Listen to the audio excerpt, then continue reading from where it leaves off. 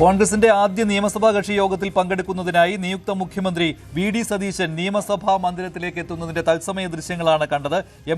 നിയുക്ത M L എമാർ എത്തിക്കഴിഞ്ഞു. നിയമസഭാ കക്ഷി യോഗത്തിൽ വി.ഡി. സതീശനെ നിയമസഭാ കക്ഷി നേതാവായി തെരഞ്ഞെടുക്കും. അതിനുശേഷമായിരിക്കും അദ്ദേഹം ലോക് ഭവനിലെത്തി ഗവർണറെ കാണുക, സർക്കാർ രൂപീകരിക്കുന്നതിനുള്ള അവകാശവാദം ഉന്നയിക്കുക. തിങ്കളാഴ്ചയാണ് സത്യപ്രതിജ്ഞ നടക്കാൻ പോകുന്നത്. അതേസമയത്ത് തന്നെയാണ് ഇപ്പോൾ പ്രതിപക്ഷ നേതാവായി പിണറായി വിജയനെ CPM സംസ്ഥാന സമിതി തീരുമാനിച്ചിരിക്കുന്നത്. ശ്രീ G.V. ഹരി, ഏതായാലും ഒരേ ദിവസം തന്നെ രണ്ട് കാര്യങ്ങളും സംഭവിച്ചു. പക്ഷേ ഇത് കോൺഗ്രസിൽ മറ്റൊരു കാര്യം കൂടിയുണ്ട്.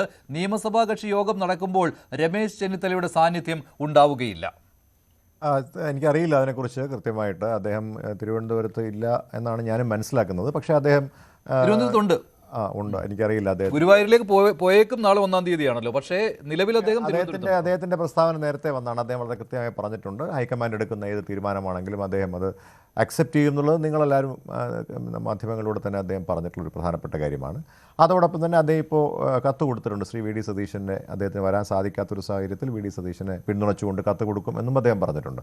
അപ്പോൾ അതുകൊണ്ട് അതിനകത്തൊരു അസ്വാഭാവികതയൊന്നുമില്ല. അദ്ദേഹം തീർച്ചയായിട്ടും ഈ സർക്കാരിൻ്റെ ഭാഗമായി തന്നെ ഉണ്ടാകും. പരിഭവം അദ്ദേഹത്തിനുണ്ട്, അത് സ്വാഭാവികമാണ്. അത്തരമൊരു പരിഭവം അദ്ദേഹത്തിനുണ്ടാവും. മുതിർന്ന നേതാവാണ്, മുഖ്യമന്ത്രിയാകണമെന്ന് അദ്ദേഹം ആഗ്രഹിച്ചിരുന്നു. ഇനി അദ്ദേഹത്തിന് അങ്ങനെ ഒരു സ്ഥാനത്തേക്ക് വരുന്നതിനുള്ള ഒരു സമയമില്ല എന്നുള്ളതും അദ്ദേഹം മുൻകൂട്ടി കണ്ടിട്ടുണ്ട്. അപ്പോൾ പക്ഷേ അങ്ങനെ ഒരു പദവിയിലേക്ക് അദ്ദേഹത്തിന് വരുവാൻ സാധിച്ചില്ല. അതുകൊണ്ട് സ്വാഭാവികമായിട്ടും പരിഭവം ഉണ്ടാവും. പക്ഷേ മന്ത്രിസഭയിൽ നിന്ന് അദ്ദേഹം മാറി നിൽക്കുമോ എന്നുള്ളത് ഇനി അറിയേണ്ടതുണ്ട്. അങ്ങനെ ഒരു കാര്യം അദ്ദേഹം ചെയ്യുമോ? അത് അദ്ദേഹം സാധാരണയായിട്ട് രമേശ് ചെന്നിത്തലയെ അറിയാവുന്നവർക്ക് അറിയാവുന്നതാണ്. അദ്ദേഹം പരിഭവം കാണിക്കും. പക്ഷേ പാർട്ടിയെ പ്രതിക്കൂട്ടിലാക്കുന്ന അല്ലെങ്കിൽ സമ്മർദ്ദത്തിലാക്കുന്ന കാര്യങ്ങൾ രമേശ് ചെന്നിത്തല ചെയ്യാറില്ല. അദ്ദേഹം അത് ഹൈക്കമാൻഡിനെ ഇത്തവണ അറിയിക്കുകയും ചെയ്തിരുന്നു. മുഖ്യമന്ത്രിയാകാൻ അവസരം നൽകണം. ഇതിനു മുൻപ് പലതവണ ഹൈക്കമാൻഡിൽ നിന്ന് എതിരായിട്ട് തീരുമാനമുള്ളപ്പോൾ പോലും ഞാൻ ധിക്കരിച്ചിരുന്നില്ല എന്നുള്ള കാര്യം പറഞ്ഞിരുന്നു. ഇപ്പോൾ വി.ഡി. സതീശൻ നിയമസഭാ മന്ദിരത്തിലേക്ക് എത്തുന്നതിന്റെ തത്സമയ ദൃശ്യങ്ങൾ കാണുന്നു. നിയമസഭാ കക്ഷി യോഗം നടക്കുന്നത് നിയമസഭാ മന്ദിരത്തിലെ അനക്സ് ഹാളിൽ വെച്ചാണ്. അവിടെയാണ് കോൺഗ്രസിന്റെ ആദ്യ നിയമസഭാ കക്ഷി യോഗം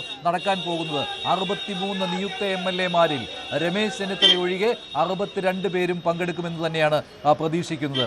അതിൽ KC വേണുഗോപാലിനെ കഴിഞ്ഞ നിയമസഭാ കക്ഷി യോഗത്തിൽ, അത് നിയമസഭാ കക്ഷി യോഗമെന്ന് പൂർണ്ണമായിട്ടും പറയാൻ പറ്റില്ല, ഹൈക്കമാൻഡിൽ നിന്നുള്ള നിരീക്ഷകർ പങ്കെടുത്ത നിയുക്ത MLA-മാരുടെ യോഗത്തിൽ CLP അതിൽ തന്നെ 63 MLA-മാരിൽ ഭൂരിഭാഗം പേരും KC വേണുഗോപാലിനെയാണ് പിന്തുണച്ചത്.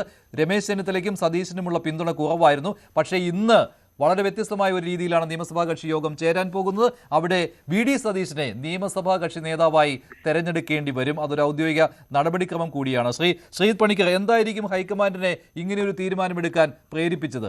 അവസാന നിമിഷമാണല്ലോ ഈ മനംമാറ്റം വന്നത്.